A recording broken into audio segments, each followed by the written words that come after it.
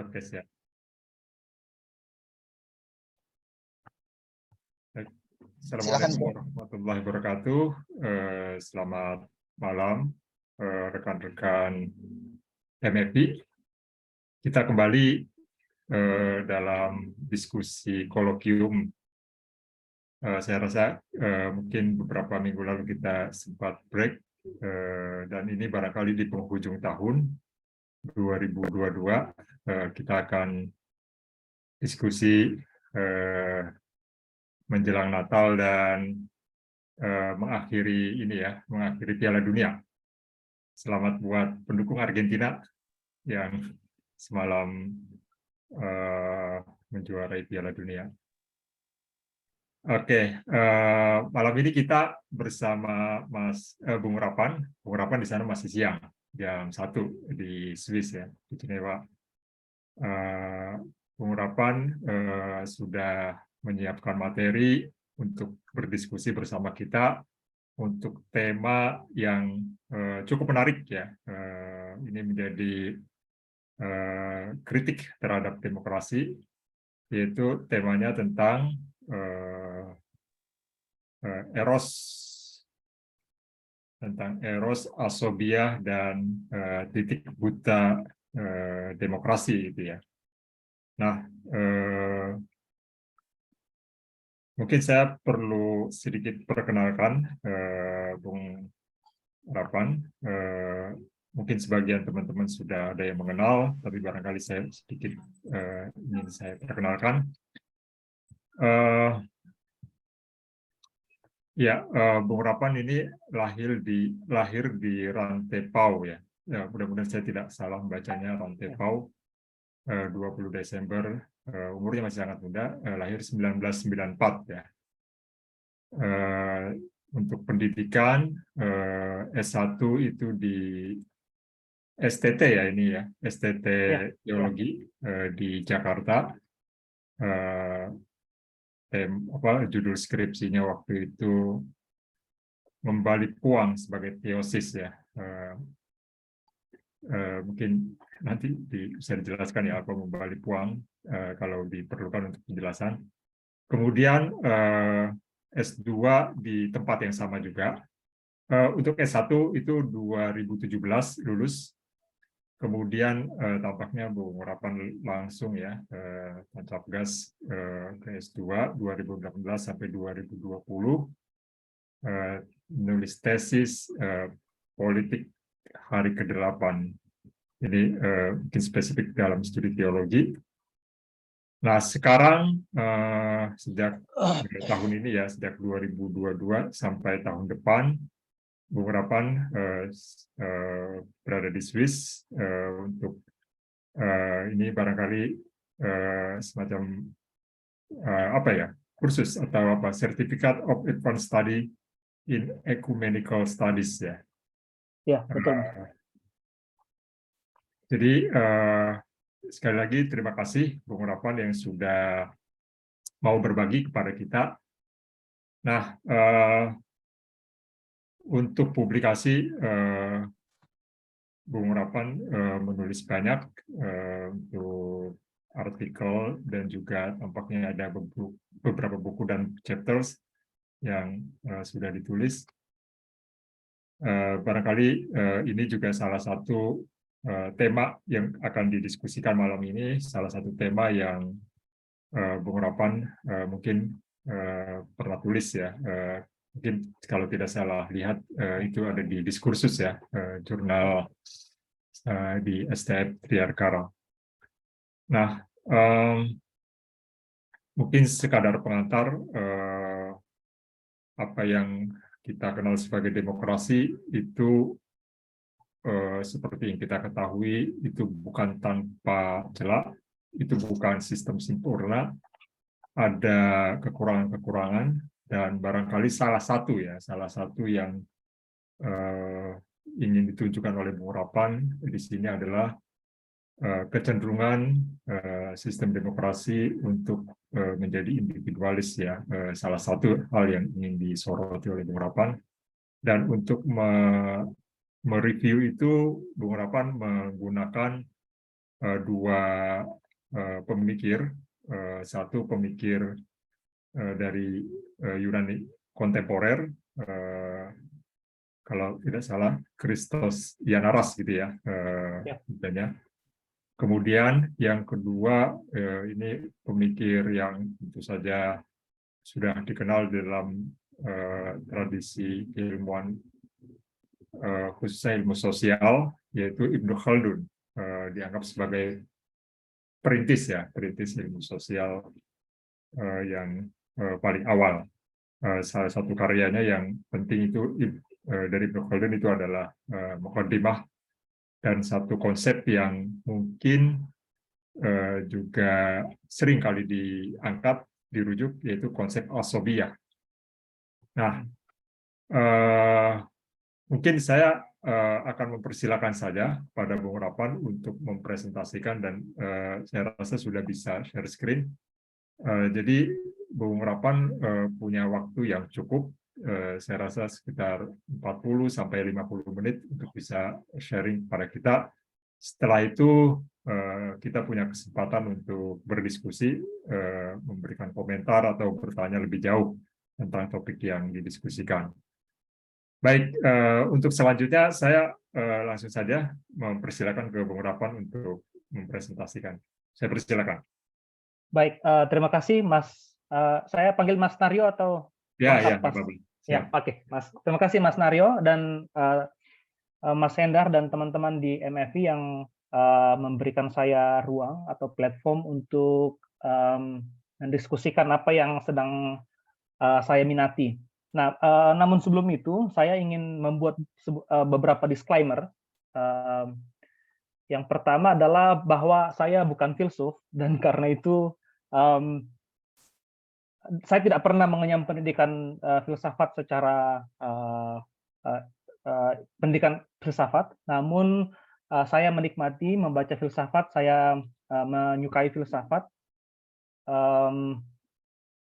Jadi saya bisa dibilang sebagai amatir atau pemula dalam filsafat. Yang kedua, saya dijorokin oleh sahabat saya, Mas Edward Daniel. Ya, jadi Anda bisa bayangkan bahwa sebenarnya ada dalam tanda petik ada ketidaksiapan. Yang ketiga adalah bahwa ini adalah sebuah seminasi awal dari riset yang akan saya tekuni beberapa waktu ke depan. Dan karena itu apa yang akan saya paparkan cenderung masih mentah dan tentu sangat terbuka untuk banyak masukan dari para sahabat sekalian. Oke, baik. Ketika ini ditawarkan kepada saya ditanya oleh Edward mau bisa presentasikan apa. Saya bilang saya belakangan ini membaca Christos Ianaras yang sangat juga dekat dengan filsafat. Lalu kemudian saya pikir jangkauannya akan sangat sempit atau terbatas jika hanya dari perspektif Christos Ianaras, seorang Kristen, seorang Yunani, dan karena itu saya ingin mencoba untuk menyandingkan dengan pemikir lain, yaitu Ibnu Khaldun, kalau saya tidak salah membacanya. Baik, saya ingin memulai presentasi ini dengan mengutip apa yang Mas Arief Susanto, sepertinya beliau juga bagian dari komunitas ini, beberapa hari yang lalu beliau menerbitkan sebuah artikel di Kompas. Di sini beliau mengatakan tentang demokrasi. Saya baca dengan cepat. Solidaritas demokratis dapat menghadirkan kesempatan lebih baik untuk keluar dari krisis lewat pemberdayaan. Membuka diri dan memperkuat pemahaman silang menjadi langkah awal untuk memupuk empati dalam suatu politik dialogis. Ini kemudian menjadi jembatan bagi upaya untuk bersama untuk mempersempit kesenjangan, termasuk akses terhadap public goods. Keberadaan civil society berikut media, massa, dan kekuatan oposan dan yang kredibel akan memberi penguatan dalam dua hal pokok. Pertama, mereka dapat memberi kontrol efektif terhadap kekuasaan negara. Kedua, mereka dapat membangun kemampuan partisipatoris warga dalam publik. Penguatan demokrasi membutuhkan kerjasama bersama dari banyak pihak. Dari gagasan Mas Arief ini, saya menggarisbawahi 2 poin penting, yaitu solidaritas dan partisipasi. Singkat kata, ia atau Mas Arief meyakini bahwa demokrasi yang solidar itu hanya mungkin jika negara membangun karakter yang partisipatoris dari warganya dalam ruang publik. Akan tetapi, demokrasi dalam amatan saya tidak sepenuhnya membangkitkan dua karakter tersebut.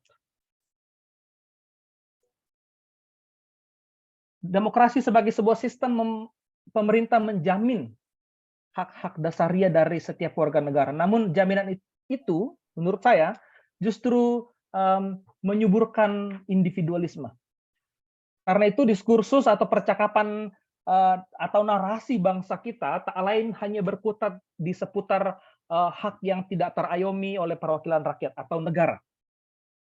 Sebab itu proposal atau hal yang ingin saya tawarkan dalam percakapan ini adalah sebuah imajinasi filosofis yang belum bulat-bulat amat mengenai relasi ideal antara warga negara dengan memanfaatkan dua pemikir ini, Christosian Naras dan Ibnu Khaldun.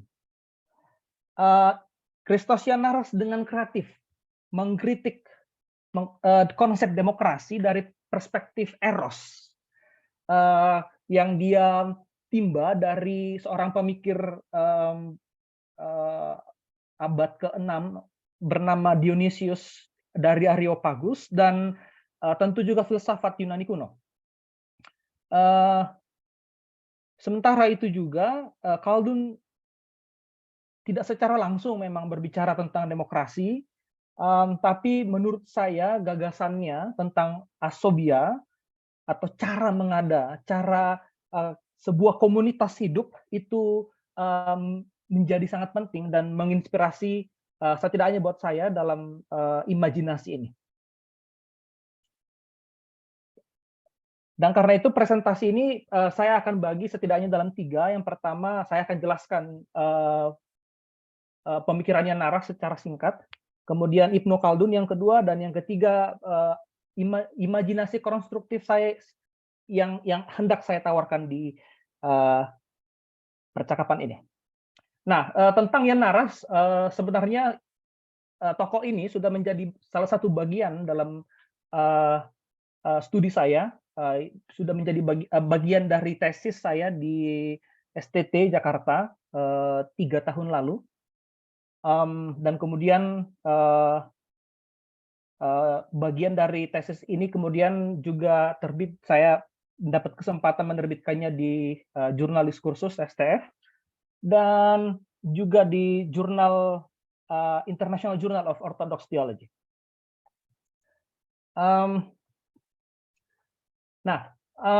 Jan Naras lahir di Athena 10 April 1935. Dia mendapatkan 2 gelar doktor. Pertama teologi dari Universitas Athena, lalu kemudian filsafat di Universitas Bonn. Gelar doktor yang lain ternyata dia juga dapatkan dari Universitas Aristotle Thessaloniki, Yunani. Dia juga menjadi visiting professor di beberapa kampus seperti di Paris, Jenewa, Lausanne, dan Kreta. Dia mendapatkan gelar guru besarnya di Universitas Pantheon Athena justru di bidang sosial dan politik. Nah, ada beberapa karyanya, dia tidak banyak dikenal sebenarnya, bahkan di masyarakat Eropa sekalipun, karena karya-karyanya ditulis dalam bahasa Yunani, dan akhir abad 20 dan awal abad 21 karyanya barulah diterjemahkan ke dalam bahasa Inggris. Untuk kalangan dalam dunia teologi Kristen sendiri pun dia ini orang asing, gitu. Dan waktu menuliskan tesis ini, dosen pembimbing saya bilang, "Loh, kamu dapat dari mana ini tokoh ini?" Saya belum pernah tahu, dan dalam hati saya bilang, "Wah, berarti saya lebih tahu dari Bapak." Setidak-tidaknya. Oke, anyway. Nah, beberapa karyanya, ini disertasinya, Person dan Eros, dan ada banyak yang sudah diterjemahkan, tersedia banyak di free di Google. Bapak Ibu bisa mengaksesnya dengan gratis. Ada juga beberapa karya yang membahas tentang dia. Ini bisa saya bagikan jika tertarik. Nah, saya ingin masuk ke dalam pemikirannya. Pertama, Jan Naras mulai dengan persetujuan pada apa yang Nietzsche gagas tentang kematian Allah. Menurutnya, pernyataan Nietzsche ini seperti meluruhkan percakapan tentang Allah yang terlalu rasional dan terlalu abstrak. Lebih jauh lagi, dia kemudian menjelaskan bahwa kesadaran akibatnya, akibat filsafat Barat, kesadaran orang Eropa ini terlalu berpusat pada konsep metafisika yang kemudian ikut mempengaruhi cara memahami Allah, yang dipandang sebagai penyebab pertama dari semesta ini, dan juga sebagai prinsip aksiomatik dari moralitas. Kematian Allah ini, dalam tanda petik, berujung pada absennya Allah dalam filsafat Barat, hingga dipandang diskusi ini nggak terlalu relevan lagi begitu dalam kehidupan manusia. Di sini Jan Naras menyebutnya sebagai deklarasi kematian Allah ini adalah pembalikan yang serius terhadap kesadaran orang Eropa.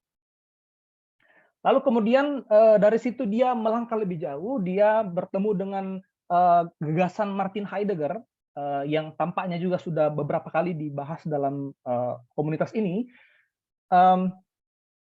Dia atau Heidegger dalam pembacaan Jan Naras menyebutkan bahwa filsafat Barat ini sebagai sebuah ontoteologi. Menurutnya, filsafat Barat telah mereduksi being atau ada sebagai realitas yang paripurna, ideal, dan rasional.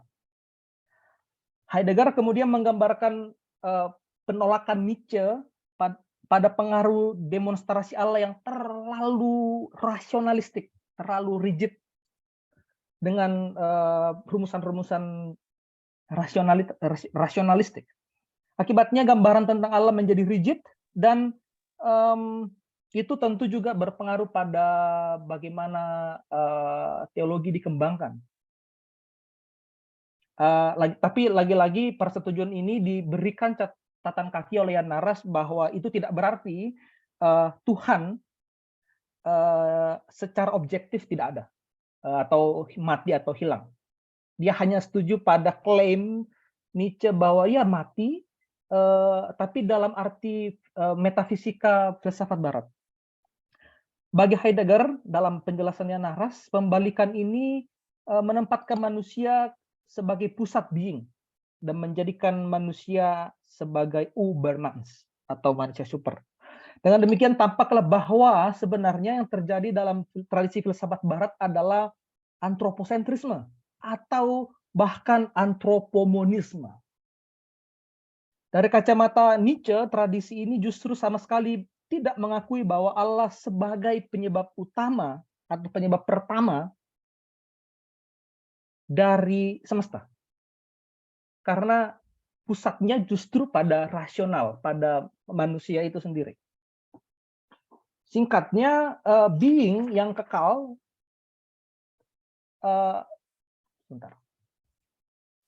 singkatnya dalam penjelasan Jan Naras tentang gagasan ini, being yang kekal merupakan penyebab dasar, harusnya menjadi penyebab dasar dari beings, be kecil dan dalam jumlah yang jamak.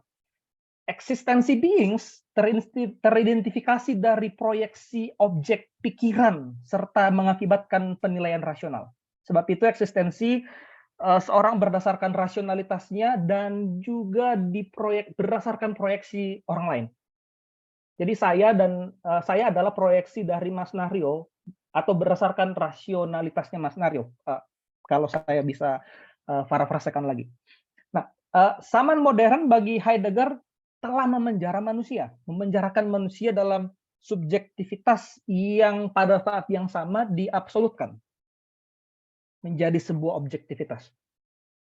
Sebab itu ontologi baru bagi Heidegger, dan ini yang ditimba oleh Jan Naras, yaitu ia berupaya untuk merumuskan ontologi yang melampaui metafisika dengan pendekatan yang lebih fenomenologis, serta memosisikan kesadaran dalam interpretasi terhadap being. Nah, artinya di sini Heidegger mencoba untuk menerabas batas-batas yang ditengarainya dan memberikan ruang pada kesadaran seseorang. Di batas-batas yang terlalu rasionalistik itu ditolaknya, tapi juga kesadaran menjadi penting.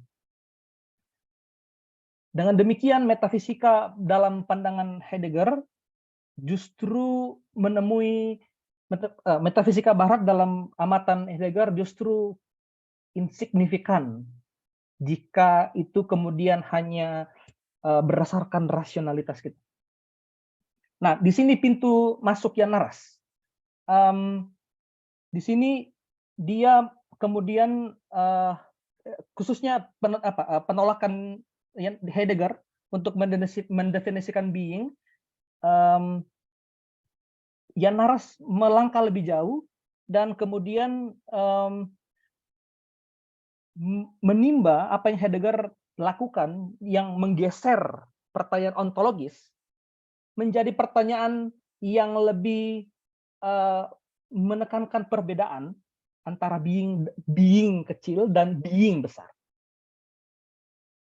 Perbedaannya terletak, dan dia menekankan perbedaan yang terletak pada being sebagai sebuah fenomena yang tersingkap atau keluar dari being yang besar, besar.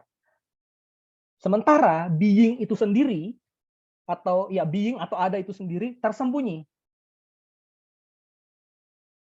Jadi pergeserannya di situ.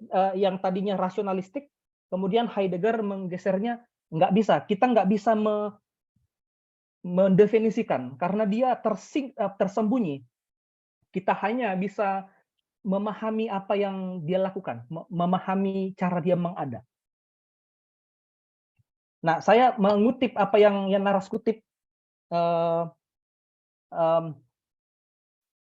Saya beri saja catatan penekanan pada kata truth di bagian ini, truth aletheia, yang aletheia itu menyingkapkan, menyatakan kebenaran. Nah, tapi bukan pada esensinya, tapi presence-nya.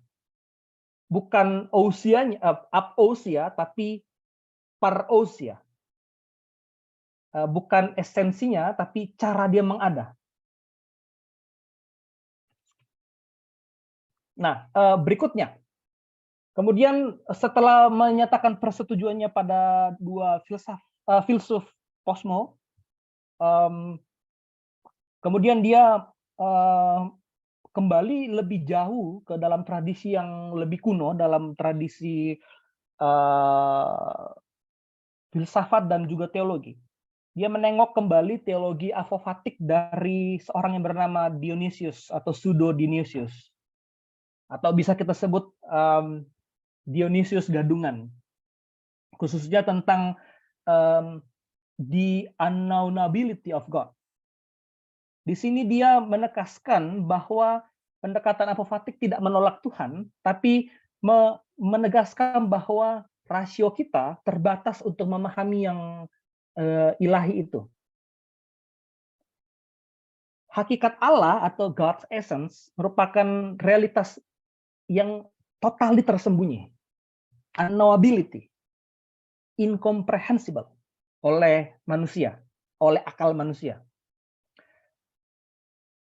Tapi meskipun tidak dapat dikenali, justru dari Heidegger dia mengambil gagasan, menyatakan bahwa memang Allah tidak bisa dikenali, karena dia adalah realitas yang tersembunyi, tapi dia aletheia, menyingkapkan kebenaran, menyingkapkan dirinya.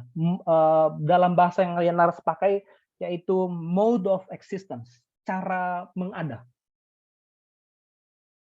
Nah, setelah menegaskan kembali unknowability, ketidakmampuan manusia untuk memahami Allah, dia kemudian dan mengaitkannya dengan filsafat Heidegger, dia menyatakan atau mengusulkan bahwa yang unknown itu sebagai being as person. Kata ini atau terma ini sangat teknikal, nanti saya jelaskan kenapa person. Nah, Jan Naras banyak terinspirasi dari penggunaan kata Yunani prosopon.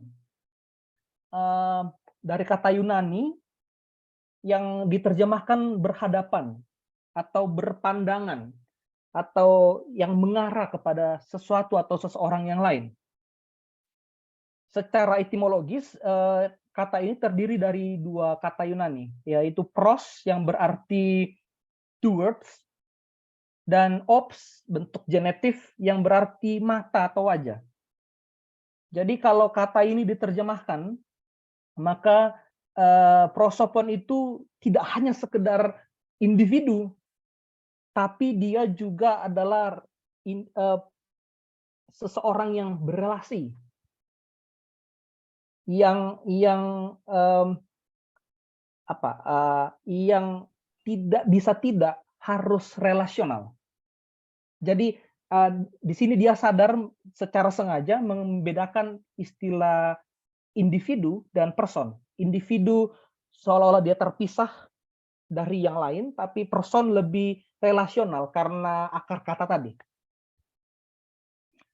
Jadi person adalah being opposite someone atau something. Atau bisa juga kita sebut sebagai relasi atau karakter relasional itu adalah ciri konstitutif dari manusia atau person. Nah, ketika Jan Naras menyebut being, B besar, itu sebagai person, being as person, karena dia mengada, dia menyingkapkan dirinya kepada yang being kecil ini.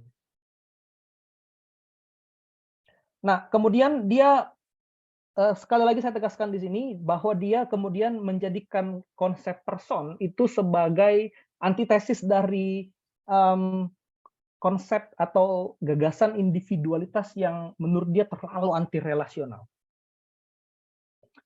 Nah, lalu lebih jauh lagi dia kemudian ini berlapis-lapis gagasannya.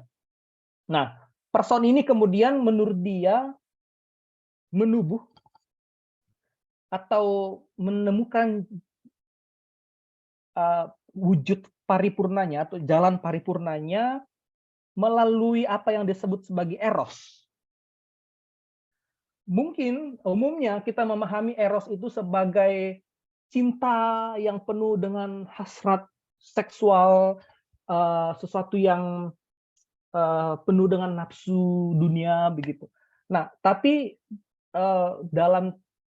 saya belum baca secara detail atau belum membaca teks langsung dari Plato, tapi dia menimba inspirasi ini dari Plato. Eros itu justru adalah sesuatu yang berarti gerak keluar dari diri. Ekstasis atau dari kata eks dan stasis, keluar. Jadi relasi person itu sebenarnya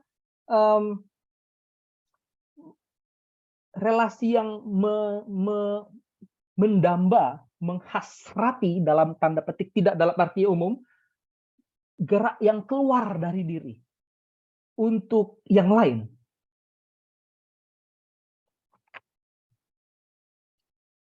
Jadi sekali lagi, Jan Naras menekankan bahwa relasi yang paling ideal itu sebenarnya adalah relasi yang erotik, bukan erotis, tapi erotik dalam arti relasional, yang mendambakan seseorang, memberikan dirinya, berdiri untuk yang lain, sanglian.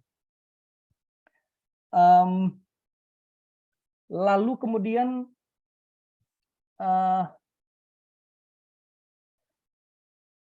hasrat atau eros dalam diri setiap orang, dalam setiap person itu kemudian diaktualisasi dalam virtue, dalam nilai-nilai demi relasi yang tetap lestari terhadap yang lain. Nah, disinilah letak ketidaksetujuan Jan Naras pada apa yang diagung-agungkan dalam konsep demokrasi, yaitu HAM.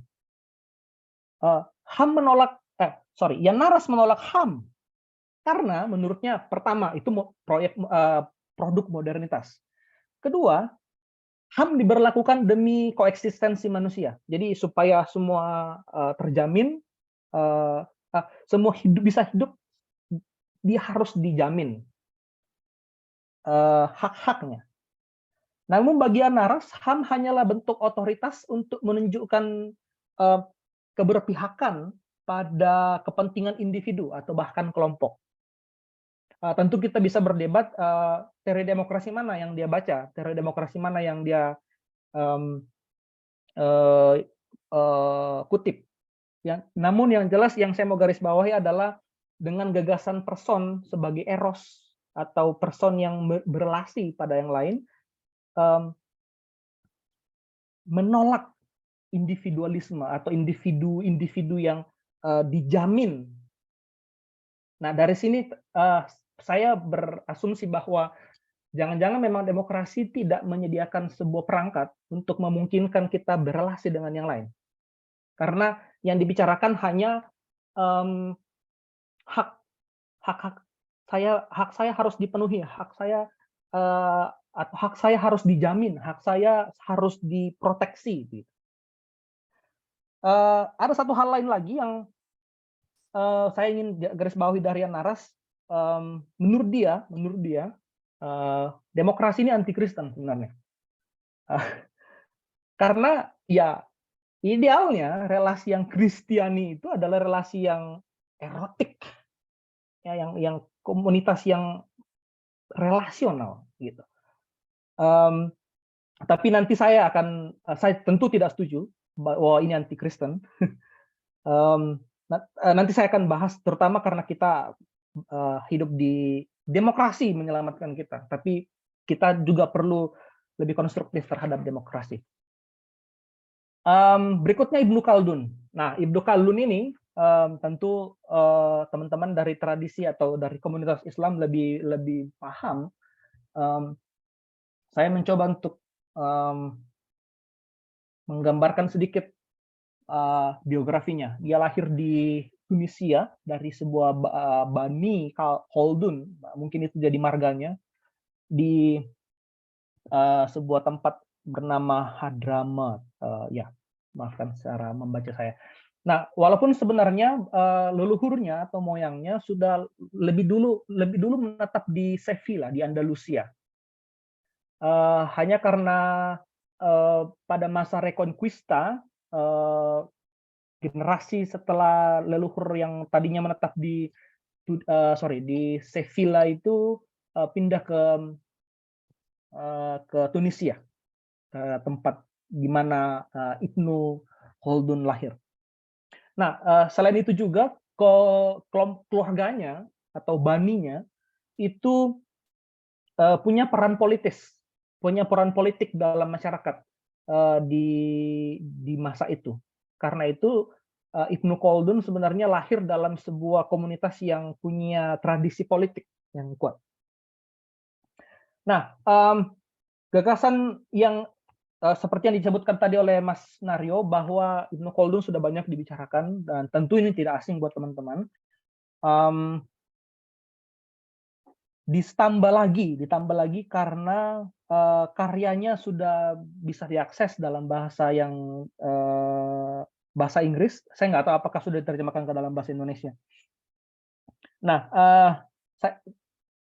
gagasan yang sering dibicarakan dari Ibnu Khaldun adalah asobia, yang kerap diterjemahkan sebagai solidaritas. Ada juga yang menerjemahkan sebagai sense of solidarity atau group feeling, perasaan komunitas, dan atau ada juga yang menerjemahkannya sebagai moralitas yang atau sebutlah virtue atau keutamaan kalau menggunakan terjemahan dari Romo Magnis, keutamaan yang menjaga kelestarian komunitas. Nah, pada masa Ibnu Khaldun hidup, sebenarnya kata ini lebih dipahami sebagai cara bertahan hidup. Namun dalam kesadaran itu Ibnu Khaldun menggunakan kata ini sebagai, ini terjemahan saya, bela rasa terhadap saudara yang diperlakukan tidak adil. Itu yang saya pahami dalam pembacaan pendek saya pada apa yang Ibnu Khaldun sebut sebagai asabiyah. Dia adalah bela rasa atau nilai virtue yang membuat saya harus berdiri membela saudara saya yang mengalami ketidakadilan. Persoalannya adalah bahwa dalam horizon Khaldun pada masa itu gagasan ini terbilang cukup eksklusif karena hanya terbatas pada yang sifatnya kekeluargaan atau terjadi dalam klan atau mungkin dalam komunitas yang bisa bahkan lebih sempit atau relasi hubungan darah.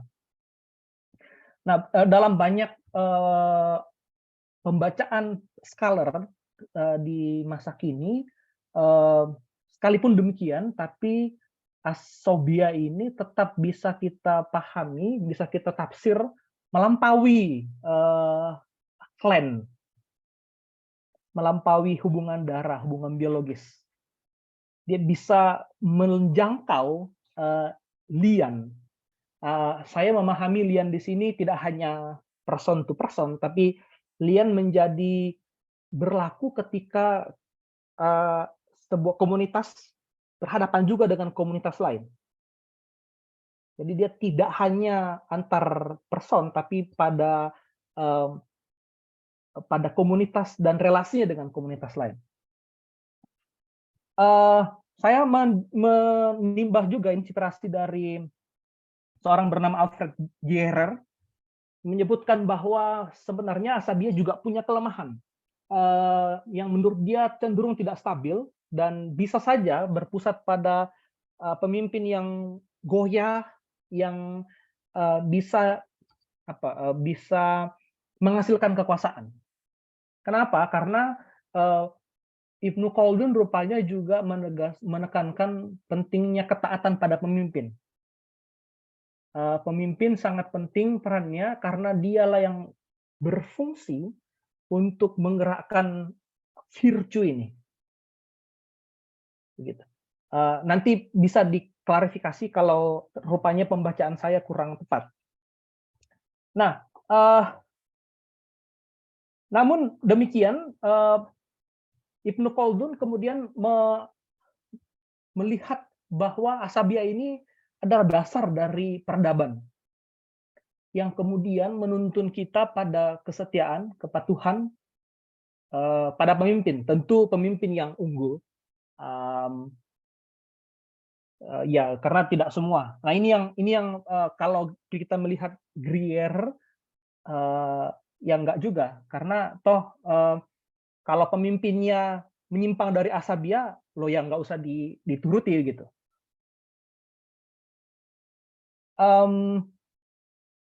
Selanjutnya, gagasan ini, asobiyah ini, menurut saya adalah sebuah mode of existence atau cara mengada komunitas yang mencintai, yang ini saya sudah mulai berimajinasi membaca Khaldun dari perspektif yang laras, yang menghasrati sesamanya, menghasrati warga komunitasnya, yang kemudian menubuh dalam kerjasama, kolaborasi, rasa hormat, kepedulian, dan menghindari bencana-bencana yang sebenarnya bisa dihindari dalam komunitas. Singkatnya, ia mempromosikan komunitas yang peduli. Nah, watak inilah yang tadi saya sebut di awal sebagai keberanian untuk berjuang, mengada, berkorban. Nah, ini bahasa dari yang teks yang saya baca, berkorban untuk komunitasnya, berkorban bahkan untuk um, uh, tanah airnya. Nah, ini sudah lebih jauh. Nah, orang-orang yang dinaungi asabia atau orang-orang yang hidup dengan asobia itu tidak akan tinggal diam kalau ada kannya, sahabatnya, warga komunitasnya yang tidak tidak ditindas dan tidak mendapatkan hak-haknya gitu. Nah, itu yang saya bahasakan sebagai afeksi yang alami sebenarnya. Dia keluar otomatis gitu. Dalam konteks yang lebih luas, misalnya politik dan kepemimpinan, pemimpin yang tidak punya asobia atau yang sudah menyimpang, nah ini masih dalam keterbatasan saya. Apakah ada mekanisme yang Ibnu Khaldun tawarkan, gimana nih kalau ada pemimpin yang ngaco? Gitu.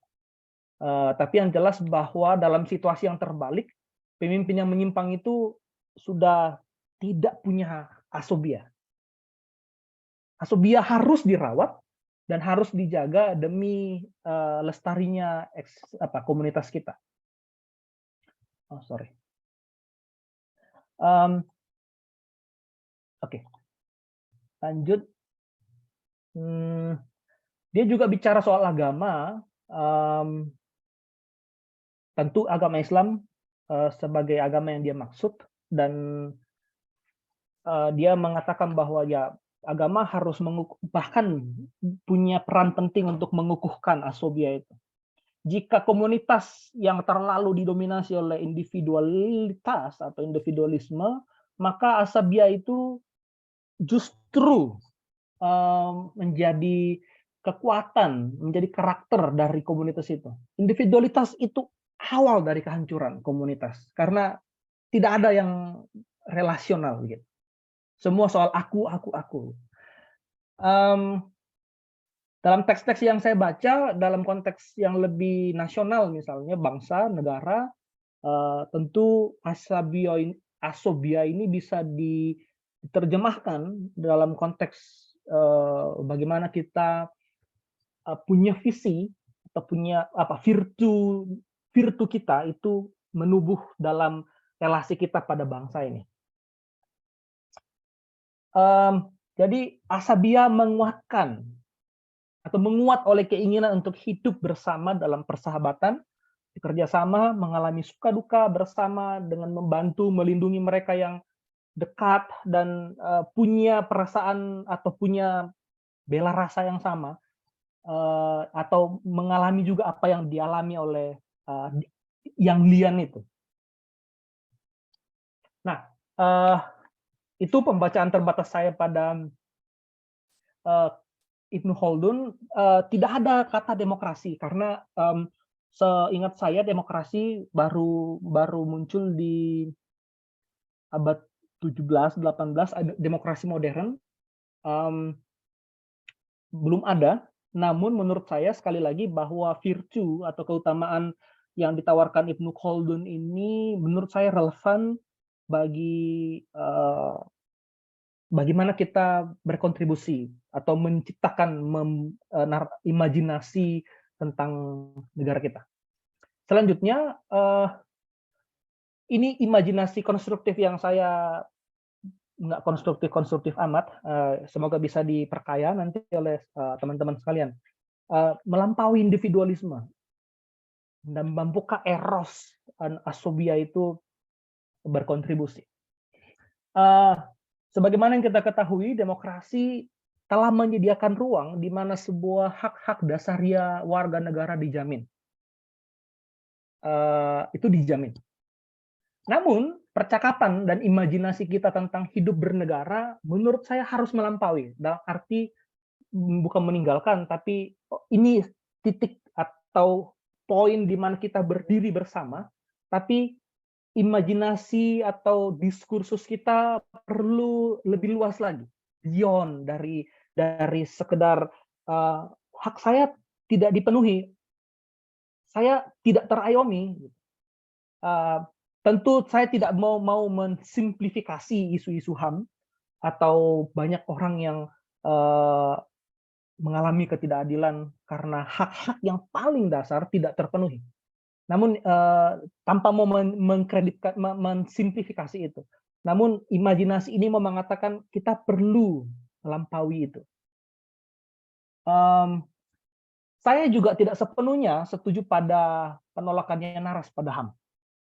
Menurut saya, demokrasi yang mengedepankan kebebasan, kesetaraan, keadilan, keberpihakan, keterbukaan, partisipasi, dan penghargaan pada yang lian atau warga komunitas atau warga negara itu tidak bisa kita tinggalkan.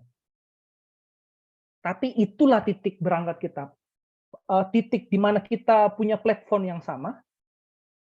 Dan karena itu menurut saya demokrasi ini justru mendukung atau mampu memaksimalkan potensi erotik kita dan potensi asobia kita.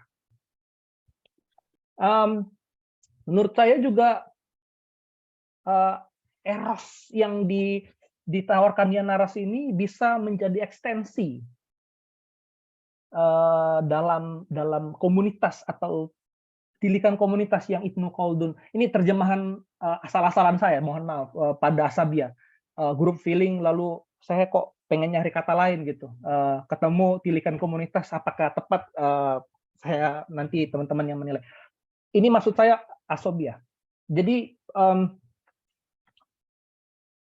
watak karakter berdiri demi saudara, demi sang lian adalah karakter yang erotik, tapi juga semestinya menubuh dalam persahabatan, dalam virtue, bahkan dalam seperti yang ditawarkan oleh Khaldun dalam Asobia. Nah, dalam imajinasi warga negara yang mengada terhadap yang lain dan menubuh dalam solidaritas antara warga negara. Nah, ini imajinasi saya. Kalau begitu, karena tentu Asobia ini sangat related dengan kelompok Islam. Pembaca Kristen tidak akan paham. Tapi menurut saya, kita memerlukan semacam semangat, ini teknikal dalam teologi Kristen yang tapi saya akan jelaskan, yaitu ekumenisme, receptive ecumenism. Receptive ecumenism artinya sebuah semangat karakter yang saya bisa belajar apa dari Anda dan vice versa. 10 tahun yang lalu saya menjadi warga di pesantren dan habis dari pesantren saya meyakini saya makin Kristen begitu. Jadi karena ada receptive dari diri saya, dari sahabat-sahabat saya di pesantren. Jadi saya kok mengimajinasikan bahwa walaupun teks Asabia tidak related dengan saya, tapi dari kelompok Muslim saya punya sebuah kesempatan menjadi lebih kaya dalam arti yang lebih positif karena diskursus itu. Nah, saya terinspirasi terakhir sekali. Terinspirasi dari Troy Dostrat, semoga tidak salah memahaminya. Ini kelemahan demokrasi juga menurut dia.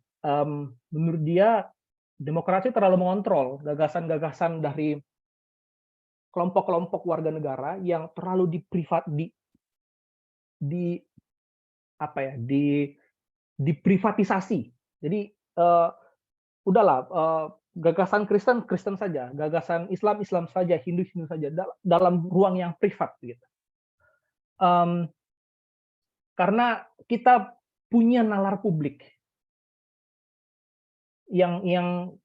bisa saja berbanding terbalik dengan gagasan-gagasan dalam komunitas-komunitas private. Nah, daripada kita ngontrol, menurut Troy Dostret, sebaiknya kita buka ruang supaya imajinasi publik kita itu bisa dikonstruksi bersama.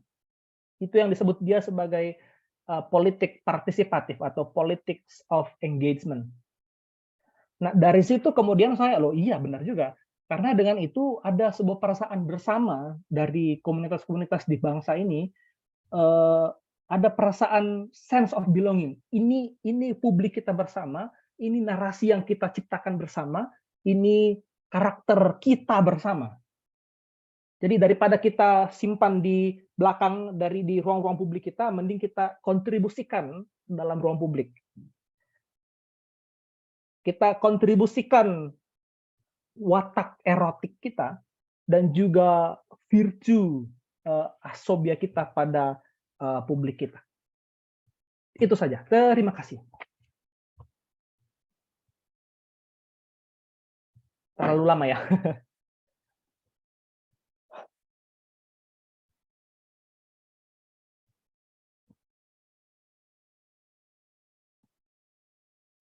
Terima kasih Mas Naryo, saya kembalikan.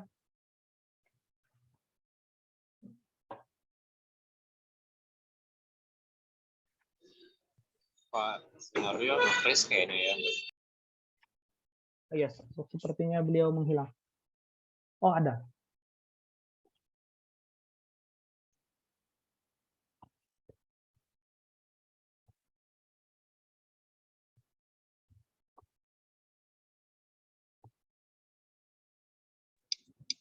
Bung Naryo mental ya, tanggapan?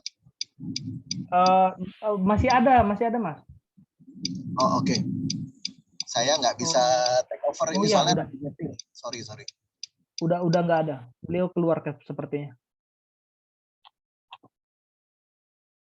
Oh iya, mental. Oh, udah masuk, udah. Iya, saya mental berarti tadi. Oke. Baik, Bu Rapan, sudah ya? Ya, saya kembalikan, Mas. Ya, oke. Terima kasih atas presentasinya dan seperti yang tadi disampaikan oleh Bung Rapan, saya rasa ada beberapa catatan penting ya.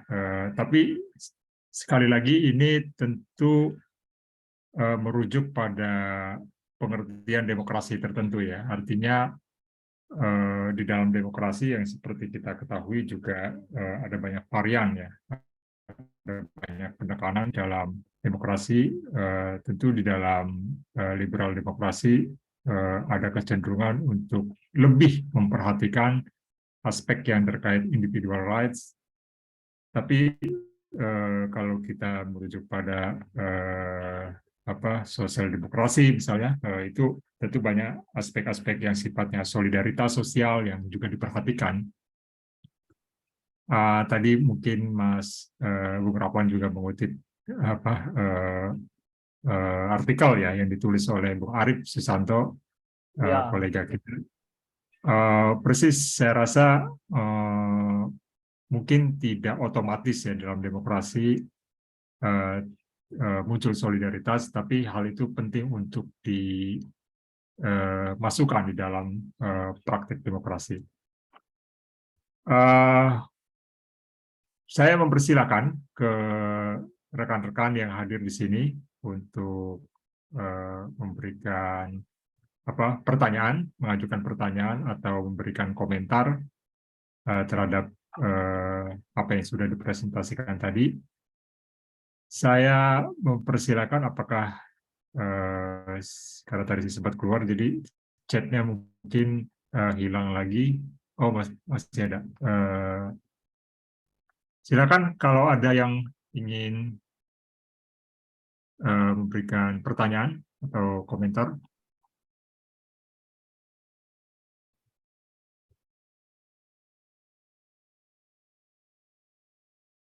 Oke, baik, mungkin sambil menunggu teman-teman yang mau memberikan komentar atau pertanyaan, saya rasa tadi dari yang dipresentasikan oleh Bung Rapan juga memberikan semacam pendapat ya terkait kritik yang diajukan oleh Christos Yanaras dan juga dari Ibnu Khaldun. Tapi barangkali yang juga ingin saya sampaikan atau meminta tanggapan ya barangkali dari Bung Rapan.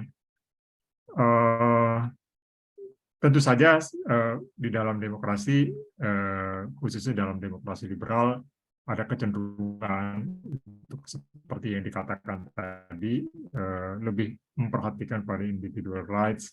Tapi secara umum, menurut saya yang juga penting dari demokrasi itu penghormatan terhadap hak asasi manusia. Proses partisipatoris menurut saya harusnya include ya di dalam demokrasi, karena esensi dari demokrasi itu kita melibatkan sebanyak mungkin warga yang akan berkepentingan dengan apa yang kita putuskan. Nah, penekanan terhadap relasi atau mungkin tadi disebut ada dari Ibnu Khaldun konsep asobia. Apakah ada pandangan dari Bung Rapan kemungkinan dari gagasan-gagasan semacam itu bisa melahirkan kecenderungan misalnya mungkin yang kita sebut sebagai politik identitas atau kecenderungan untuk lebih mengutamakan kelompokku daripada kelompok orang lain. Nah, itu tawaran yang disampaikan oleh Ibnu Khaldun atau dari Christos Yanaras, apakah Bung Rapan juga bisa memberikan komentar bahwa itu punya potensi atau kemungkinan untuk menjadi sesuatu yang saat hari-hari ini kita sangat hati-hati gitu ya, bahwa ya simpati kepada kelompok itu membuat kita dalam istilah yang lain, istilah asobia, kadang-kadang kita dalam bahasa Arab itu juga menyebut ta'asub ya. Ta'asub itu menjadi fanatik gitu ya, menjadi fanatik terhadap kelompok kita gitu, sehingga yang utama adalah kelompokku. Nah, itu kira-kira gimana Bung Rapan melihat kemungkinan itu gitu? Ya. Dari Ibnu Khaldun sendiri, dalam pembacaan saya memang ada kecenderungan bahwa memang ini basicnya adalah komunitas yang didasarkan pada faktor biologis dan atau bisa saja kita sebut sebagai klan. Dan karena itu solidaritas ini tentu politik identitas. Namun kemudian pembaca-pembaca Ibnu Khaldun menafsirkannya sepertinya kita bisa melampaui itu, melampaui sekedar hubungan kekeluargaan. Saya sendiri sebagai warga Indonesia, artinya begini, identitas itu udah sebuah keniscayaan. Dari kita tidak mungkin secara filosofis kita tidak mungkin tidak mengidentifikasikan diri sebagai saya kelompok dari ini, saya tidak mungkin terhindar. Bahkan ketika saya hadir di sini, saya tidak mungkin tidak bias sebagai seorang Kristen, sebagai seorang Toraja, dan tentu teman-teman tahu bahwa Toraja mayoritas Kristen gitu, dan itu semua include dalam identitas saya gitu. Jadi identitas tidak mungkin tidak dibicarakan. Nah, yang menjadi soal kan adalah bahwa gimana kemudian banyak orang yang mengendarai identitas semacam ini dalam konteks politik gitu. Nah, menurut saya kita memang hidup dalam tegangan ini. Kita punya identitas, semua orang punya identitas, tapi pada saat yang sama ada juga orang yang memanfaatkan itu. Kalau saya berkaca dari Khaldun, malah kalau ada yang memanfaatkan kepentingan komunitas kita demi kepentingan dia, maka dia tidak sama sekali punya karakter asal dia. Dia nggak punya solidaritas sebenarnya. Kalau tidak salah, tentu itu yang dibahasakan sebagai populisme ya, kalau saya nggak salah. Orang yang berkampanye atas nama banyak orang, tapi ternyata nggak begitu buat dirinya sendiri. Jadi, bagaimana ini bisa diantisipasi, politik identitas ini diantisipasi? Menurut saya bakalan ada terus. Tapi bahwa, nah inilah kelemahan imajinasi. Pertanyaan sulit ya, Mas. Yang jelas bahwa kalau saya mau mengimajinasikan bangsa kita ini, ya harusnya ada generosity dari warga kita yang masing-masing dengan identitasnya, struktur masyarakatnya, komunitasnya. Tapi ada juga sebuah ruang di mana yang lain itu mendapatkan space, mendapatkan ruang keberterimaan gitu. Nah, menurut saya demokrasi disitulah kekuatannya. Semua punya hak, semua dijamin, semua di-respect begitu. Ya, mungkin titik interseksinya di situ. Oke, sebelum saya makin ngelantur, Mas. Ya, terima kasih, Harapan. Mungkin sudah ada tadi yang kayaknya angkat tangan. Bung Budi Sepertinya Hartanto. Mas Budi ya. Ya, silakan. Oke, terima kasih, Sunario. Dan ini presentasinya menarik nih, Bung Rapan nih. Mengkritik individualisme. Kalau saya tuh berpikir sebenarnya kalau individualisme itu sebenarnya produk modernitas ya. Kalau ada studi sosiologi itu kan individualisme itu ya sama dengan hasil dari perkembangan peradaban atau modernitas gitu ya. Nah, sebenarnya demokrasi itu kan cuma mengakomodasi yang ada pada masyarakat modern, diantaranya adalah individualisme itu. Itu yang pertama. Terus tentang Ibnu Khaldun ya, ini menarik ya. Memang individualisme itu dalam konteks sosiologi dan terutama pemikiran Ibnu Khaldun itu kan Ibnu Khaldun selalu dikatakan sebagai bapak sosiologi modern ya. Dan salah satunya adalah konsep tahun itu yang menarik itu. Tahun itu kan sosiologi pengetahuan Ibnu Khaldun. Jadi sebenarnya ya ilmu pengetahuan itu mungkin dari hasil dari kerjasama makhluk berpikir itu yang jadi ya itu tepat, itu betul. Jadi memang harus ada semacam eros tadi yang dari Yanaras itu dan Asobia ya. Nah, di sini emang individualisme kurang mendapat tempat dalam perspektif pemikiran Ibnu Khaldun dan terutama sosiologi pengetahuannya ya. Karena itu, dan ya itu aja sih. Dan kalau sebenarnya kan ada kecenderungan kita melihat demokrasi itu individualisme ya, kalau tadi kata Yanaras itu ya, karena HAM dan demokrasi itu mengakomodasi pemikiran bahwa individualisme ya boleh gitu, dan sebaliknya komunitas itu sebenarnya boleh juga komunitas. Tapi kalau bahwa demokrasi sama dengan individualisme itu mungkin bisa dipertanyakan juga. Ya, Sekira itu. Ya, thank you Mas Budi. Saya sepakat bahwa makanya tadi saya sedikit mendisklaim bahwa demokrasi mana dulu yang Naras baca, karena dan ya saya dapat insight bahwa individualisme ini sebenarnya diakomodasi oleh demokrasi. Jadi dengan kata lain sebenarnya kita bisa membayangkan demokrasi yang mengakomodasi komunalitas gitu.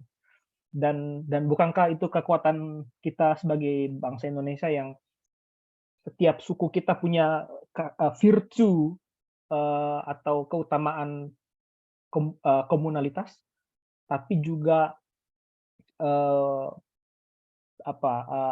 Pancasila dan banyak perangkat bangsa kita yang memungkinkan itu, gitu. Ya, thank you Mas, thank you. Ya, terima kasih.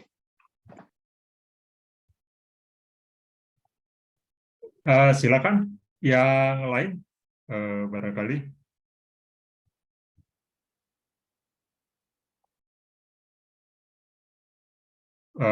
Mungkin ada Bung Hendar di sini mau bertanya, atau Mas Sidik biasanya bertanya.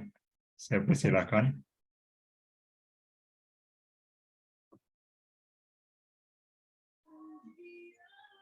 Oke, saya izin bertanya, Pak. Ya, silakan Mas Sidik. Oke. Bagaimana jika identitas personal gitu dalam demokrasi gitu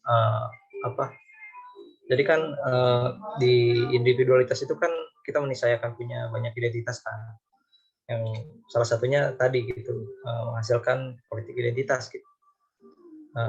Jadi kita pun nggak tahu gitu kalau ada orang yang kita bela umat mana yang dibela gitu di demokrasi sekarang kan. Ya khususnya ya orang-orang dari umat ini gitu. Ya tapi kalah. Itu kan mengkhawatirkan kan. Dan orang-orang seperti itu kan punya mentalitas kawanan kan. Yang mana di mentalitas kawanan seperti ini unsur individu itu nggak ada gitu. Kehendak untuk memilih pertimbangan sendiri itu hampir nggak ada. Malah kita berdasarkan ini golongan pendukung ini, aku pun harus milih ini gitu. Jadinya kan kalau di Nietzsche kan itu kan jadi orang-orang Apollonian kan kalau kayak gitu. Gimana Pak? Ya, thank you. Respon saya kira-kira begini. Ini menjadi blind spot dari sebuah gagasan yang terlalu menitik beratkan pada kolektivitas. Karena saya sendiri misalnya saya sebagai orang Toraja ada perangkat-perangkat kultural yang tidak memungkinkan atau sama sekali tidak memungkinkan pertimbangan individu saya. Karena keutuhan masyarakat itu lebih utama ketimbang pertimbangan rasional saya. Jadi benar-benar walaupun pertimbangan saya udah matang, udah benar dan udah pastilah benar, tapi itu tidak diberi ruang karena kolektivitas yang penting, komunitas yang penting, keutuhan yang penting. Nah, gimana kalau misalnya dalam konteks kita yang lebih luas di Indonesia ini, yang punya mental tawanan sama sekali tidak punya pertimbangan individu. Saya merasa ini dari ini seorang, saya lupa nama penulisnya, yang saya baca tentang Asabia. Dia mengatakan begini, karakter atau keutamaan seperti ini harusnya dibudidayakan, dilestarikan, diturun-temurunkan. Dan karena itu tapi ini persoalan juga karena dalam sistem pendidikan masyarakat kultural pada umumnya ya melakukan dengan meniru gitu. Jadi kalau orang tuanya juga melakukan, ya kita ngikut gitu. Jadi ya ini yang perlu kita pikirkan, bahwa tegangan antara komunalitas dengan individualitas itu tidak biner, bahwa kalau kita menolak individualitas maka komunitas yang penting, atau kalau kita menolak komunitas maka individu yang menang. Tidak juga, karena perlu keseimbangan. Ada ruang ketiga yang menjadi interseksi dari keduanya. Pertimbangan individu sangat penting juga karena bisa saja komunitas sudah menjadi punya mental tawanan gitu.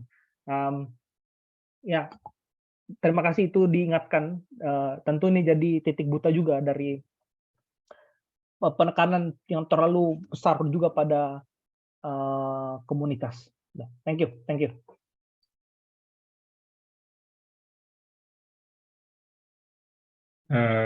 Bung Asidik, ada tanggapan lagi? Cukup. Saya ingin sedikit menanggapi ya. Tadi kan sudah disebut ya kalau ada titik buta ya. Dan saya punya pikiran gini, apakah identitas personal tersebut kayak agama, kayak suku gitu, itu kan membawa dalam tanda kutip etnosentrisme ya. Hanya karena kita Muslim ya kita ngerasa bahwa inilah sistem yang paling benar dan orang lain harus percaya itu. Dan apakah hegemoni semacam itu dari komunitas-komunitas besar gitu, apakah harus kita tolak gitu? Meskipun kita bagian darinya, tapi kita nggak setuju gitu. Itu kan bertentangan ya. Di satu sisi kita bagian dari satu komunitas tertentu nih, misal saya komunitas NU lah kan gitu, yang mendorong misalkan dipilihnya calon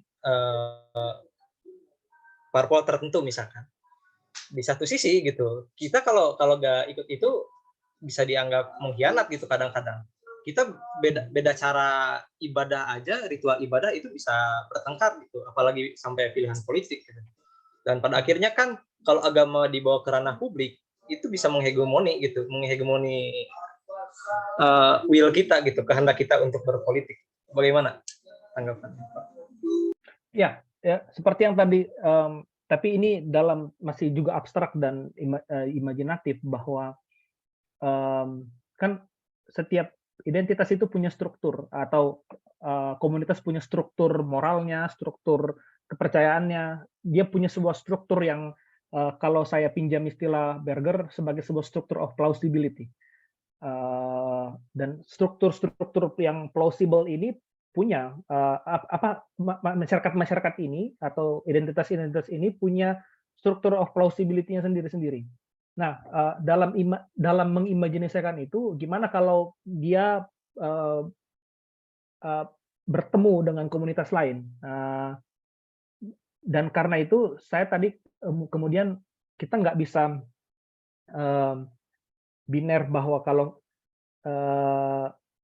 kita perlu sebuah titik interseksi di mana pertemuan itu bukan menegaskan perbedaan, tapi kita bisa saya mengimajinasikannya sebagai ruang di mana di situ kita merayakan semua perbedaan kita gitu. Oke, pertanyaannya terlalu sangat praktis dan betul-betul nyata.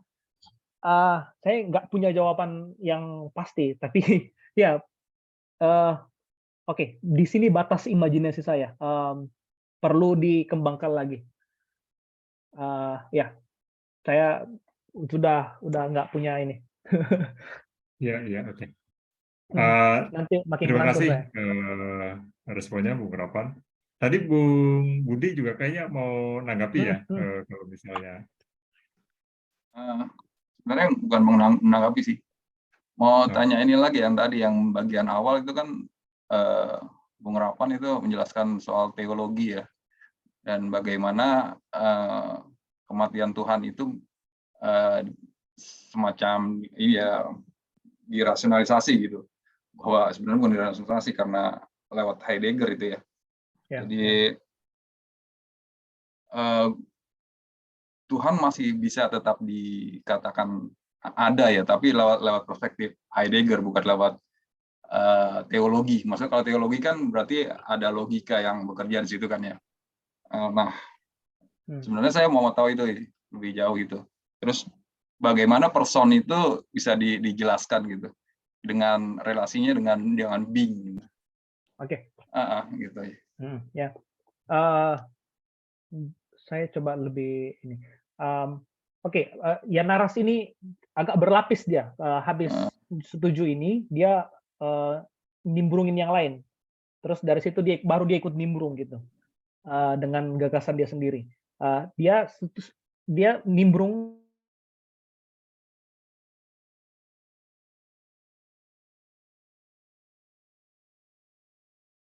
Ini yang nge-freeze saya atau Bung Rapan ya? Halo? Oke. Sudah. Oke. Ya, silakan lanjut. Nah, ya, kita semua tahu bahwa Nietzsche tidak bicara soal Tuhan yang kita pahami, tapi Tuhan dalam arti metafisika Barat yang justru itu adalah proyeksi rasionalitas manusia begitu. Nah, karena itu rupanya kita yang membunuh Tuhan. Semoga saya tidak salah menjelaskannya. Nah, lalu kemudian Jan Naras nyemplungin lagi yang lain, yaitu Heidegger. Heidegger bilang, harusnya percakapan Tuhan itu tidak bisa diproyeksi oleh rasionalitas kita, karena dia adalah misteri yang tidak bisa dia adalah being yang tersembunyi. Nah, yang kita tahu, yang kita dapatkan hanyalah cara dia mengada.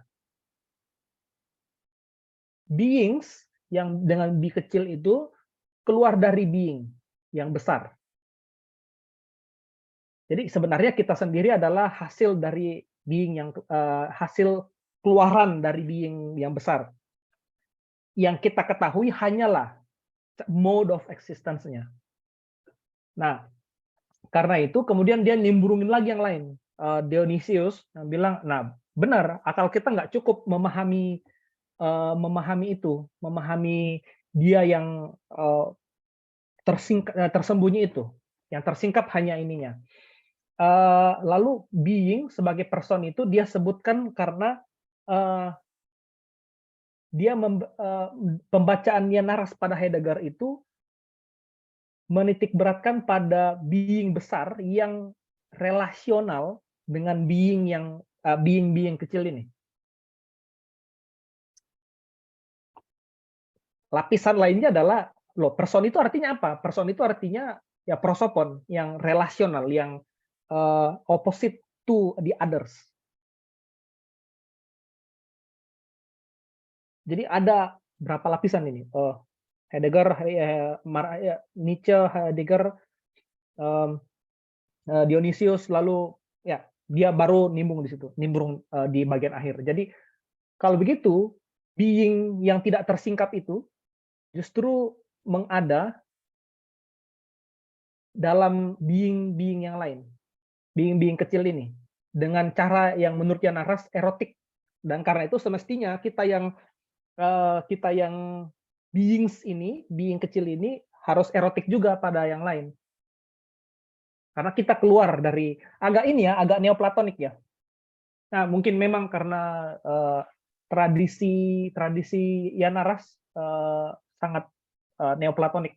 Dia dari tradisi Kristen yang sangat platonis gitu. Neoplatonis tepat. Semoga menjawab Mas Budi. Jadi ya, kenapa person karena itu? Iya, jadi ada macam relasi baru dia bisa dibilang person ya. Oke. Ya. Dan itu konstitutif sebenarnya pada being. Iya, oke.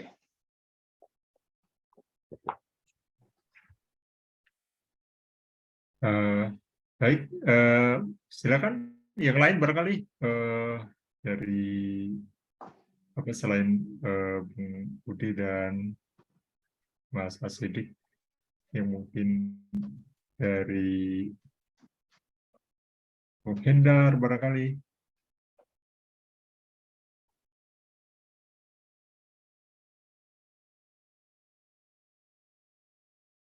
Ya, barangkali mungkin saya mau ini aja ya, menyambung dari yang tadi disampaikan oleh Mas Hasidik ya. Ya, dari pertanyaan itu atau komentar itu memang kemudian kita merasa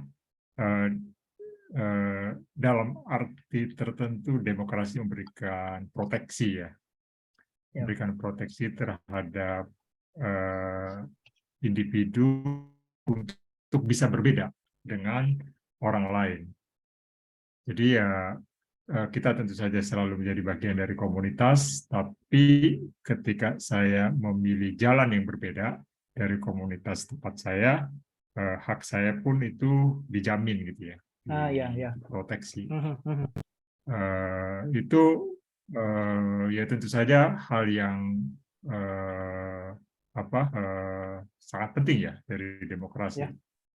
Tapi tentu saja mungkin kalau dari perspektif komunitarian misalnya ya, ada tokoh-tokoh yang kita kenal seperti Charles Taylor misalnya, selain proteksi terhadap individual rights, kita juga harus mengenal apa yang disebut sebagai hak-hak komunal ya, hak-hak komunitas. Jadi sebut saja misalnya ini secara praktis bahwa orang dari suku A gitu ya, dia mau hidup dengan nilai-nilai yang dia anut, dan dia ingin merawat itu bersama komunitas sesama kelompok itu tentu saja juga hak komunitas yang harus dilindungi gitu ya. Nah, tapi pada saat yang sama ketika ada bagian dari komunitas itu yang mungkin menemukan jalan baru sehingga tidak mau ikut lagi dengan komunitas tersebut, demokrasi memberikan proteksi masuk ke situ gitu ya. Sulit membayangkan kalau kita hanya menekankan hal yang sifatnya collectivity, ruang individu untuk bisa berbeda itu menjadi tidak mungkin. Jadi kita akan kesulitan untuk mengatakan bahwa saya berbeda dengan Anda gitu, berbeda dengan komunitas di mana saya lahir di situ misalnya. Nah itu ya dalam arti tertentu sekali lagi kita diproteksi di situ ya oleh demokrasi. Gitu. Ya. Dan mungkin di situ yang saya tangkap bahwa Mas Naryo menunjukkan lagi bahwa kita harus deal dengan tegangan ini, hidup di tegangan antara kolektivitas dan individualitas. Betul. Dan titik bersama kita ya demokrasi gitu. Betul. Ya. Juga memang ada banyak kritik ya dari misalnya dalam konteks kita ketika hanya menekankan demokrasi pada individual rights, memang hak orang untuk hidup dalam komunitasnya itu seperti dicemooh gitu ya. Ada kecenderungan seperti itu ketika orang dalam demokrasi lebih menghargai seorang individu yang berani berpikir sendiri. Ketika ada orang yang saya mau ikut dalam komunitas saya, itu dianggap sebagai sesuatu yang tidak punya pilihan gitu ya. Padahal barangkali pilihannya kebetulan memang ada di dalam kolektivitas. Kan sering juga kita melihat barangkali kalau orang Jakarta tidak terlalu lazim ya, tapi kalau kita ke daerah dalam komunitas, seringkali kita menemukan bahwa apa yang dipilih oleh komunitasku, aku akan bersamanya gitu. Itu sesuatu yang di dalam banyak masyarakat di daerah itu hal biasa gitu. Nah, tentu kecenderungan semacam itu pun kita patut hargai ya, bahwa orang mungkin memilih jalan itu gitu ya. Jadi kita tidak bisa mencemooh itu sebagai pribadi, orang itu tidak punya pilihan gitu, tidak punya pendirian. Menurut saya itu juga sesuatu yang barangkali berlebihan. Jadi mungkin di situ kita di Bung Papan juga sudah menyinggung, memang kita ada di antara dua tegangan itu ya. Cenderung pada salah satu itu bisa membuat yang sisi lain itu tidak diperhatikan gitu ya.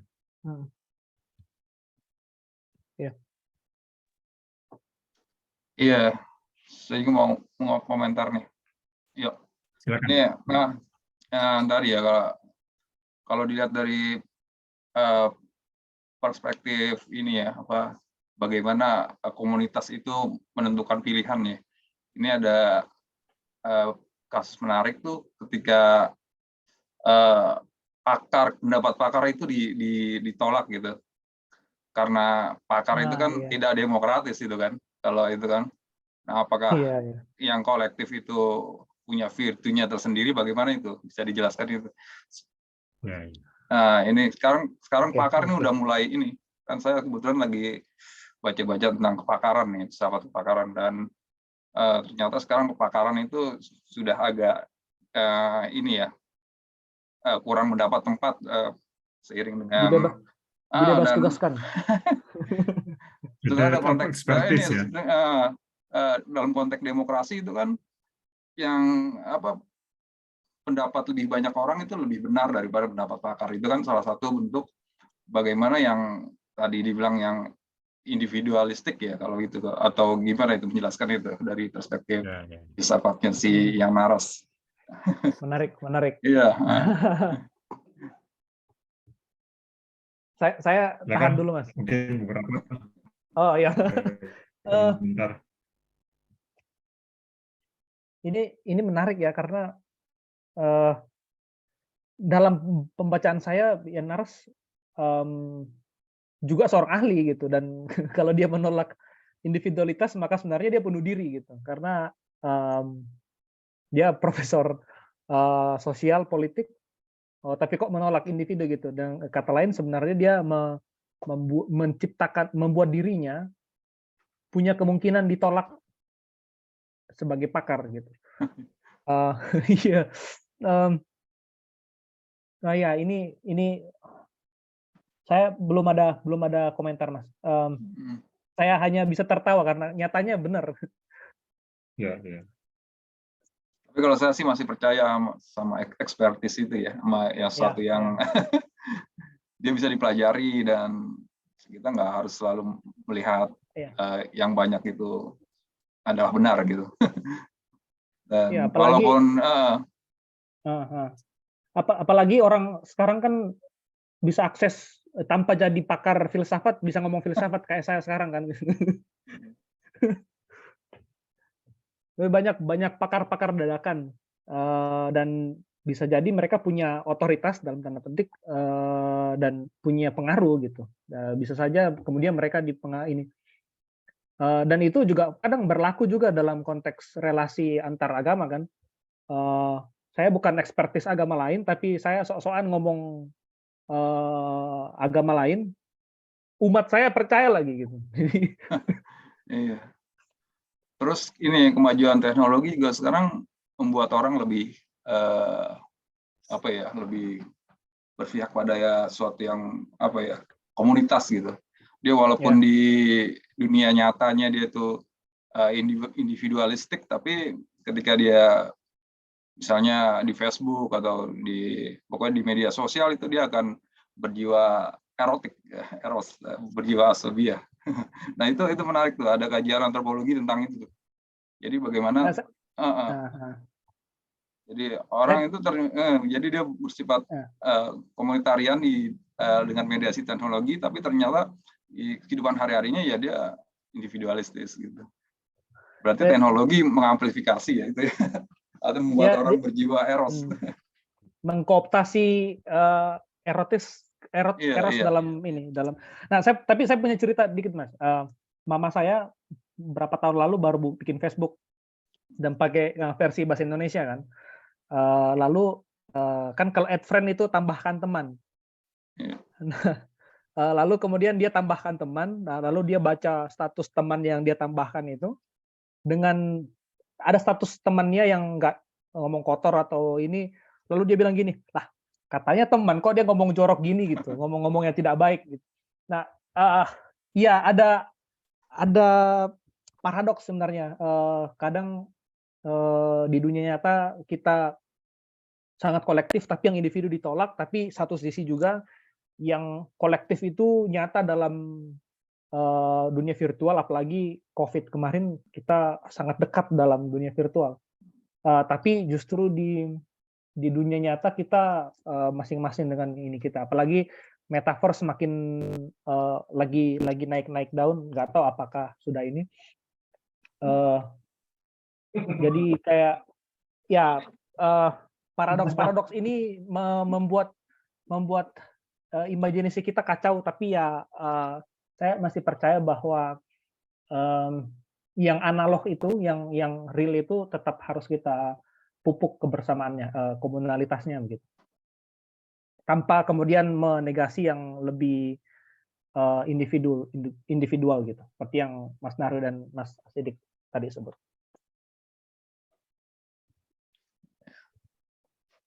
Ya, baik. Saya mempersilakan untuk teman-teman yang lain ya, yang mau memberikan pertanyaan atau komentar terhadap materi yang sudah dipresentasikan. Izin ya, mohon maaf, saya. Ya, silakan. Yang lain. Oke, saya ingin sedikit menanggapi ya. Bisa jadi di matinya kepakaran ini, apa yang jadi dalam tanda kutip otoritas dari para pakar itu jadi common sense. Misalnya tentang filsafat lah atau pandemi lah, misal di zaman pandemi gitu. Semua orang kan bebas browsing kan gitu. Aku pengen tahu nih tentang pandemi gitu, sejarahnya gimana, tipsnya gimana gitu kan. Itu udah mudah diakses gitu, jadi common sense, bahkan bisa jadi konsumsi publik kapanpun dimanapun gitu. Dan mungkin para pakar ini ya memang benar gitu dibebas tugaskan gitu. Selain karena mereka tugasnya diambil alih oleh para influencer gitu. Siapapun bebas berbicara, siapapun bebas berpendapat, dan siapapun bisa mendengar gitu. Terutama yang mendengar ini belum tentu mau mempertimbangkan lagi gitu.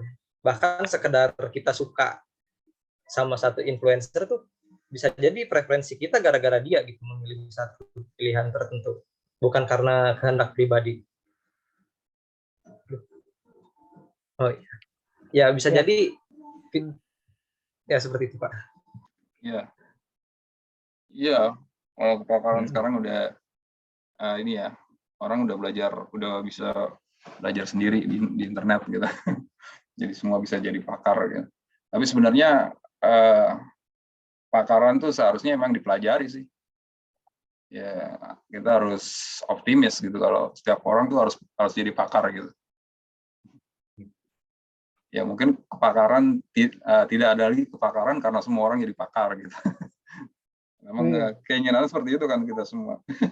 Tapi kenyataannya ya banyak hal-hal yang sebenarnya hal-hal yang mesti dihindari yang terjadi karena tidak adanya pakar gitu, karena tidak mampuan seorang melakukan kepakaran itu sendiri yang bikin banyak hal yang sebenarnya mesti dihindari. Misalnya dalam banyak hal sih. Kalau saya lagi penelitian ini misalnya dalam hal ini ya dalam teknik ya gitu. Dalam teknik sekarang kan udah ada sistem teknologi yang memungkinkan seorang itu melakukan sesuatu yang sifatnya teknologis tanpa kepakaran gitu. Nah, sekarang memang itu jadi perdebatan yang menarik sih. Oke, baik. Mungkin dari teman-teman yang lain mau memberikan pertanyaan terhadap materi penerapan tadi, saya persilakan.